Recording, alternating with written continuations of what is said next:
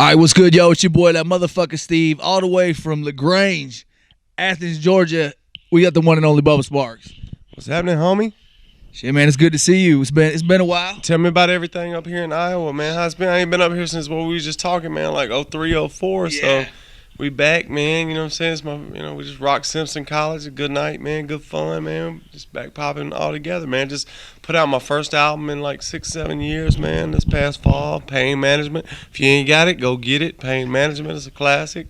And just rocking and rolling, man. Cocking and strolling. All right, man. Tonight you rock Simpson College. That was a badass performance. Last night, Chicago. Yeah, moving around. You know what I mean? Yeah, for sure, man. You know, doing them really about in the past year, man. I did about 100 shows, man. You know, just it feels good just to be putting music out again, man. Cause like I said, man, you know, my first album went platinum. My second and third albums each went gold, man. And you know, I had some well-documented struggles with addiction, man. I had some serious addiction problems. If you want to know what happened to Bubba Sparxxx, go look up on YouTube the song Splinter, the video Splinter, and that pretty much explains like what happened with me. And I'm just happy to be back around, man, putting out music again. And just put out an album in October. Got a new album that I'm even more excited about, man. It's like I worked all the rust off with Pain Management, the last album that came out. And then the new album that's coming out in June is called Made on McCosh Mill Road. That's the road I grew up on. So y'all be on the lookout for that. The first single, we're shooting a video for it this week. It's called Made on McCosh Mill Road. And man, I'm so proud of it, man. Can't wait for everybody to hear it. That's what's up, man. So now the new album that dropped previously is Pain Management. Is that kind of where the title came from? All your struggles and everything? Yeah, man. It's like, you know, it reached a point where, well, first of all, when I was an addict, my drug of choice was opiates, painkillers, you know. So and I'm sure y'all are familiar with the phrase pain management clinics. And basically what, you know, from there, just like making music became my pain management from there. It became my therapy. That's how I dealt with pain and dealt with life. Whereas in the past, prior to that, I would, you know, check out with painkillers, you know. And so the new pain management became music. So that's hence the album title for sure. Nice. Well, you look good, man. You look healthy, fam. Yeah, man. I was up, man. At one time, I was actually up to like 295 pounds. I'm like 210, 215 now. Still like to get under 200, man. Give me a six-pack, you know what I'm saying? But, hey, we're going to take our victories as they come, how minute they seem when they do come, you know, and we just having a good time, man. I'm so grateful, man. That's what's up, man. Now, I seen on the Twitter, man, you got that new track with Glue Easy and Jelly Roll.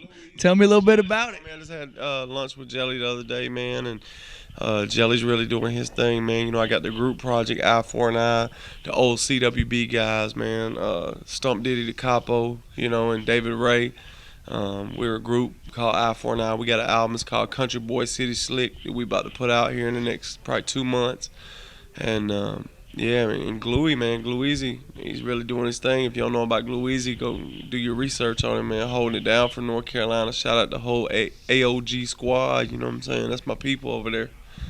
Winston-Salem area over in North Carolina. That's what's good, man.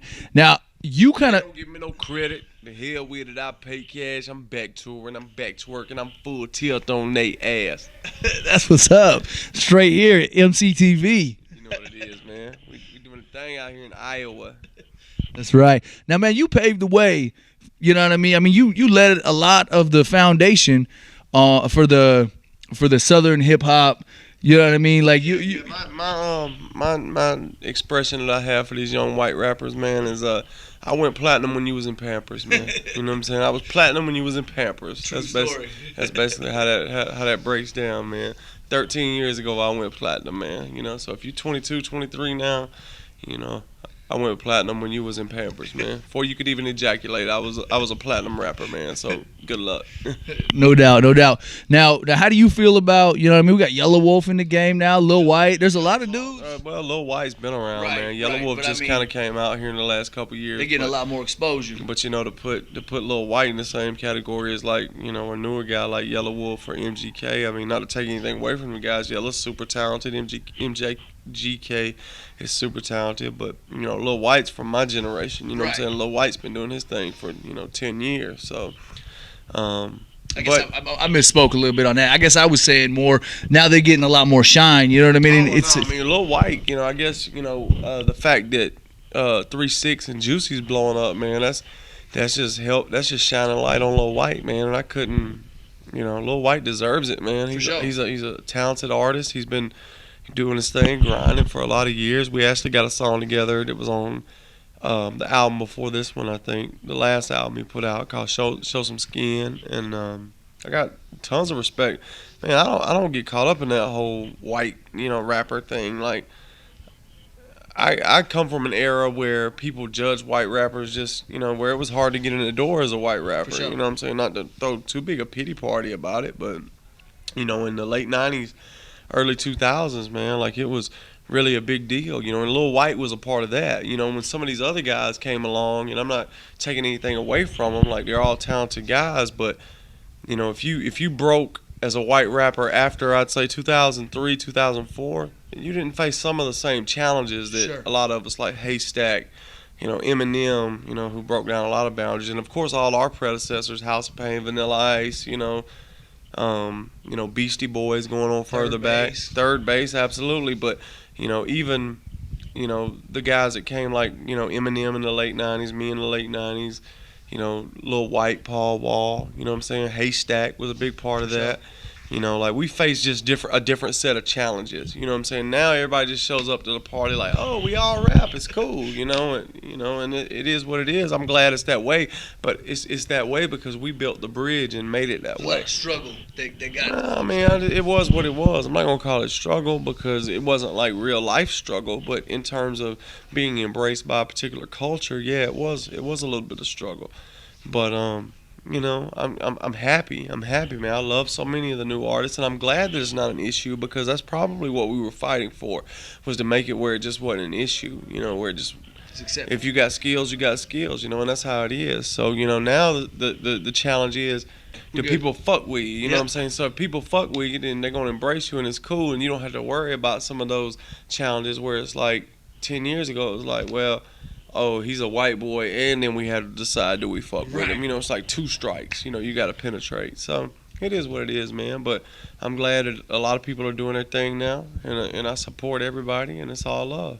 All right, now how do you feel since, you spoke on it, you said, you came in the era of the early 90s, late 90s, you know what I mean? Yeah, I was in high school in the early 90s, so yeah, I'm not that old, yeah. But how do you feel about the direction hip hop's going nowadays with the? Man, I just roll with the punches, man. It's not for me to judge what the youth dictate. You know what I mean? Wherever the youth want to take it, if you want to participate in that, you can. If not, if you want to do your own thing. But what I am excited about where hip hop's going is like, Jay-Z's probably gonna be the first 50-year-old platinum rapper. And it's reached a point where enough hip hop fans have been listening to hip hop for 25 years to where, a grown man with grown man subject matter, you can still win. Whereas before, I'd say up until about 2004, 2005, like if you weren't in tune with what was going on with the youth, you couldn't be relevant in hip hop. That's not the case anymore because so many hip hop fans have grown up. So many hip hop fans are 30, 40, even 50 years old.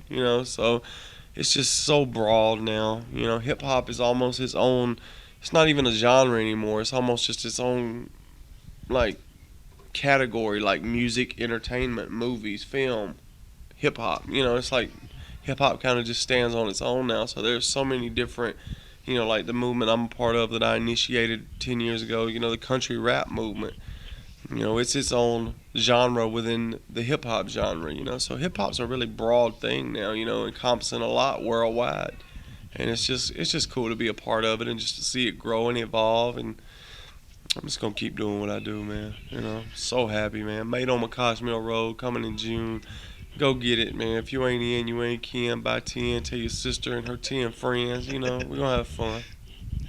Who you bumping right now in your iPod? Who you feeling? I just bought Rick Ross's new album. I like it, I've been listening. I'm doing a lot of country music songwriting down in Nashville, man. So I've been listening to a lot of country music, just trying to, understand. Like I grew up on country music in the sense that my dad, that was what he listened to when I was growing up. But as far as being in tune with what's going on now, what type of songs artists are buying and cutting in Nashville. I kind of listen to country music a good bit. But man, I like South stuff, man. I like country stuff. I like Southern stuff. I like, Young Jeezy. I like Rick Ross. I like Boosie just got out of jail, man. Happy about that. But I also like Colt Ford and the Lax, and the Georgia Boys and Redneck Soldiers, Bottleneck. I like country people too, man. So there's a real country hip hop explosion going on, man. And if people ain't aware of it, you need to go Google that shit or something, Find out what we doing.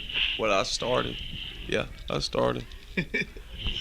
All right, now you got a new project coming. What else we got in the future for Bubba Sparxxx?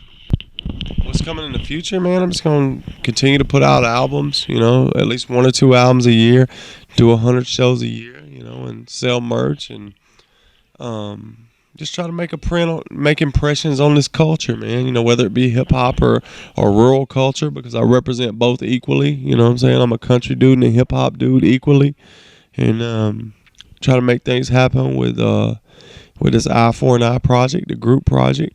And there's also, man, a guy named Bluefoot. If y'all ever remember that show, Buck Wild, it was on MTV, man. This is Shane Gandy, rest in peace, his best friend. And we got a project we've been working on with him. He's actually a talented rapper. We're about to put out some stuff on him, so y'all be on the lookout for that. Bluefoot, that's not hard to remember. And, man, just moving about life, man, and trying to be a productive citizen, try not to go to jail, and try to have a good time and make a living, man. That's it. Anybody in the game you got your eye on that you want to work with? You ain't had an opportunity yet? Not really. No. I don't want to work with nobody. Anybody that I want to work with, I can work with. So there's nobody, whatever. I just don't. I don't. What I'm doing right now is just not in line with what's going on in mainstream hip hop. What I'm doing right now is a lot more country leaning, and there's just nobody within the realm of country rap that I can't or haven't done a song with. So, I love listening to Rick Ross, but I have no desire to do a record with Rick Ross because what we're doing isn't compatible. You know what I'm saying? Like, I'm a fan of a lot, but anybody that's doing a similar thing to what I'm doing, I either have or could very easily do a song with. So it's just not a big deal to me.